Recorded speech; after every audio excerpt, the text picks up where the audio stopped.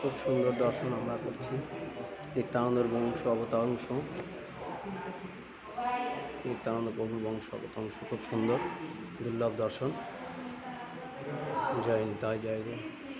এখানে শ্রী নিত্যানন্দের বংশ অবতাংশ আছে, নবমতম পুরুষ আছে। দুই পুরুষ প্রভুপাদ ছিল বা নবদ্বীপ চন্দ্র বিদ্যারত্ন গোস্বামী সমাহিত। জগন্নাথ, সুভদ্রা, বলভদ্র, খুব সুন্দর। ভগবান রাস করেছিলেন, সেই রাস মঞ্চ, এক এক কৃষ্ণের সঙ্গে এক এক গোপী, খুব সুন্দর দর্শন। এক এক কৃষ্ণের সঙ্গে এক এক গোপী, ভালো দর্শন, খুব সুন্দর। মহারাস করেছিলেন।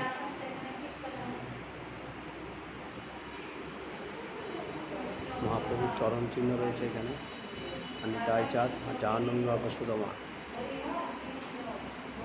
আর পর্দার বিগ্রহ রয়েছে, চিত্রপট।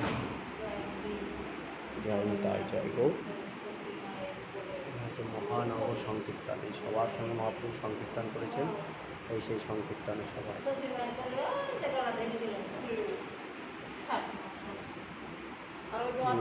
হ্যাঁ,